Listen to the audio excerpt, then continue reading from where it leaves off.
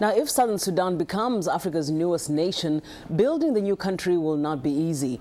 Among the many areas in need is the penal reform, and VOA's Scott Bobb takes us to the main prison in Juba. It is morning inspection at Juba prison. This is one of the largest of 10 prisons in Southern Sudan.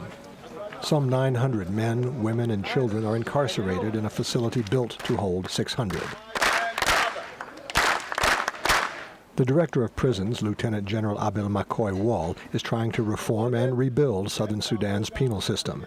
It virtually collapsed during the decades of conflict with the North.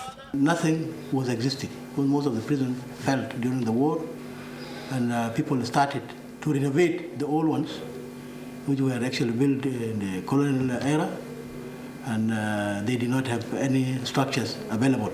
Wall says many prisoners have yet to be tried. Others have served their sentences but have not been released. This is because of inefficient courts, prosecutors, and police, another legacy of the war.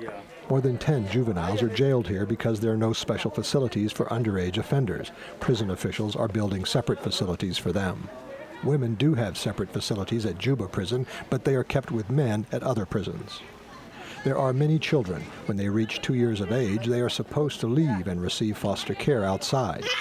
But there is no such care yet, so they remain in prison with their mothers.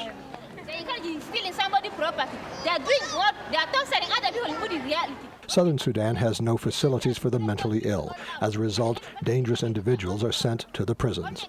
The Public Health Ministry should be caring for them, but staff, funds, or drugs are lacking. Prison officials with the United Nations and other donors are trying to rehabilitate the facilities.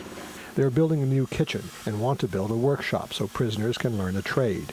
They would like to start a farm so the prisoners can learn to contribute to their communities after they are released. Wall says former soldiers primarily staff the system and more trained corrections officers are needed.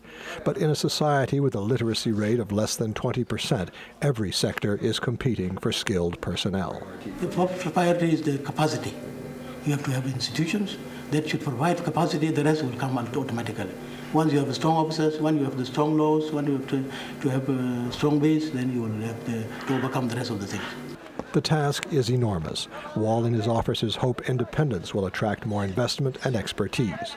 The government will need it to rebuild institutions for the emerging nation and satisfy the aspirations of its long-suffering people.